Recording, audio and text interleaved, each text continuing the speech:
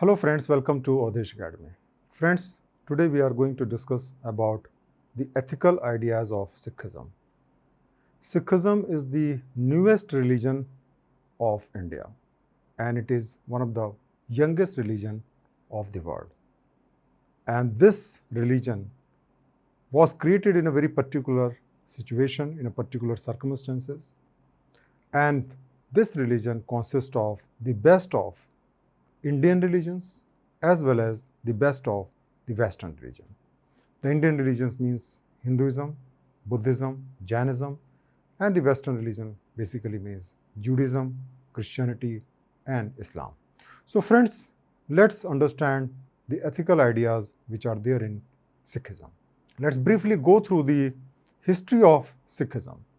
The Sikh faith began around 1500 CE when Guru Nanak began teaching a faith that was quite distinct from Hinduism and Islam. So first thing we should know is that Sikhism is not same as Hinduism or Islam. It is different because it incorporates the best feature of both the religions. Then we should also understand that when Guru Nanak started, it was basically a spiritual movement. After that, 9 gurus followed him and gradually the Sikh faith was developed in next couple of centuries. The 10th Guru, Govind Singh, he basically established this modern Sikhism. He proposed and completed a Sikh rite of initiation which is called Khande Dipahul, where he prescribed 5 Ks which give Sikhs their unique appearance. We'll discuss about the 5 Ks shortly. Now, Guru Gobind Singh was the last human guru of Sikhism. After that, Sikhs treat their scripture, that is Guru Granth Sahib, as their guru. Now, let's understand the concept of 5 Ks in Sikhism. The first K is Kesh, that means uncut hair. That is representing the concept that we should accept the God gift as it is. So, God has given us hair, we should accept as it is. So, we should try to be natural as God has created us. The second is Kada, that is a steel bracelet, and we know that a steel bracelet is round and it is basically a symbol of God having no beginning or end. The third K represents Kangha, which is basically a wooden comb, which symbolizes a clean mind and body, that we should clean our mind and we should clean our body. Kacha represents cotton underwear, which means symbol of chastity, that we should have control over our physical and sensual desires. And the fifth is Kirpan, which is basically a steel sword, which basically indicate a struggle against injustice. So this Kirpan is a very unique thing in Sikhism, because here we fight the injustice and we don't tolerate the injustice. So this is very different from the concept of non-violence which is there in other Indian religions like Hinduism, Jainism, and Buddhism. Now let us understand the concept of God in Sikhism. Now here we find that there is some similarity between the God as it is envisaged in Sikhism and in Islam. Now, according to Sikhism, God is only one. And God is without form or gender. So this is very similar to the concept of Allah or God in the Islamic religion. According to Sikhism, everybody has a direct access to God and everybody is equal before the God. So there is no differentiation on the basis of caste and creed. Everybody is equal before God. Now, Sikhs believe that a good life is lived as part of a community by living honestly and caring for others. So we should not go for individual salvation, we should rather live a community life. And Sikhs don't believe on empty rituals. They don't believe that there are specific dates only when we can have marriages and all that, which is very common in Hinduism. So empty rituals and superstitions have no value as far as Sikhism is concerned. So that way we can see that this Sikhism is having lots of modern ideas and concepts as compared to the other religions of India. But there are some concepts in Sikhism which are quite similar to the Indian religion. For example, Sikhs believe in the cycle of life and death. Sikh believe that human beings spend their time in a cycle of birth, life and rebirth, and this concept is very similar to the concept of Hinduism.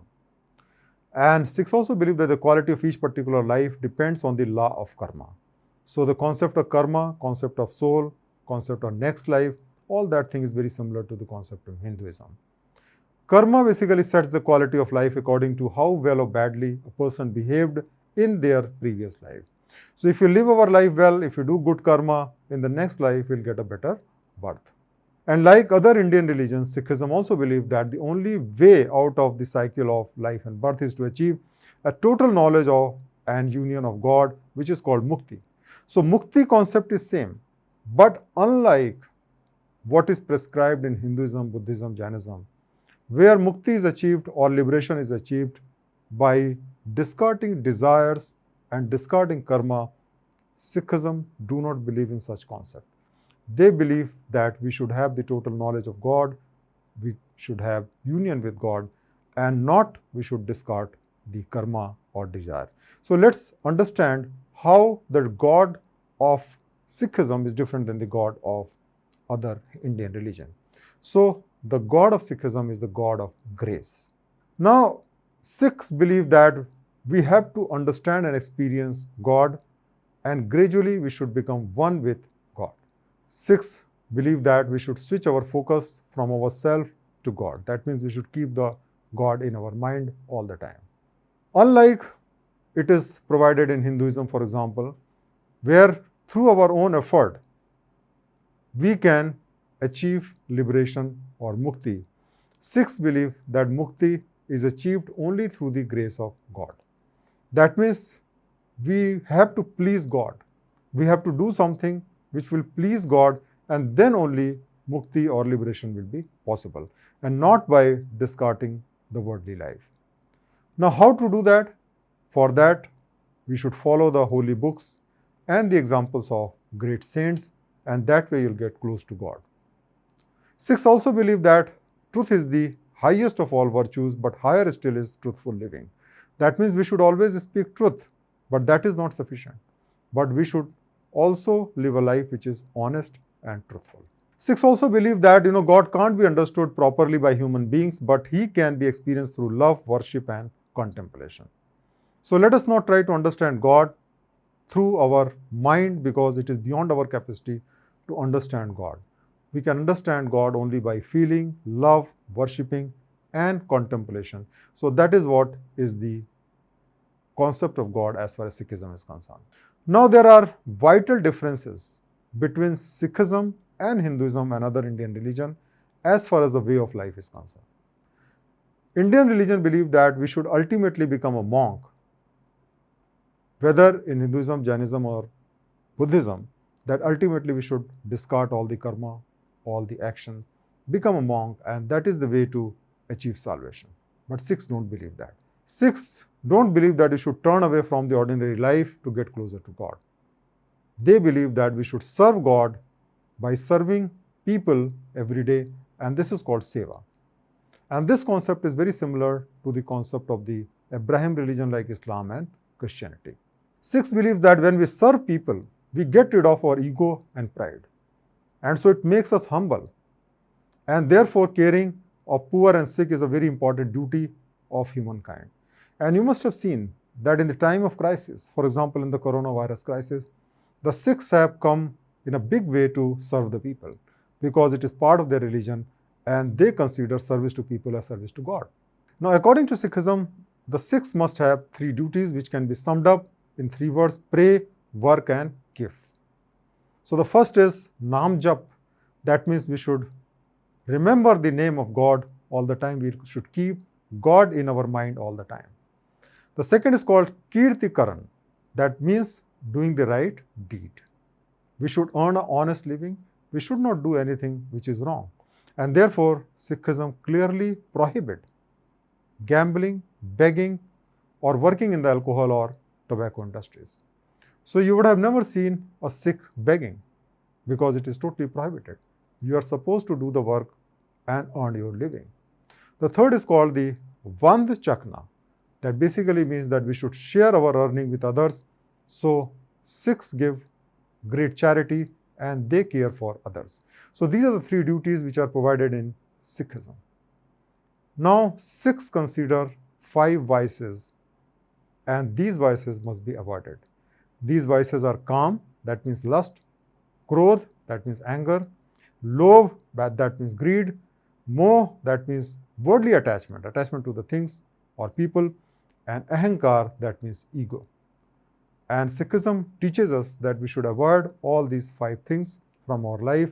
And if we can avoid these 5 things in our life, then we are on our way to liberation or mukti. So friends, today we have learned about the ethical ideas of Sikhism. We have also learned that Sikhism consists of the best of the Indian religion and also of the Abraham religion like Islam. So in this way, the Sikhism is a different religion as compared to the religion. It has its own unique identity, and I hope that you got the ideas of the Sikhism in this lesson very clearly. Thank you very much for watching this lesson.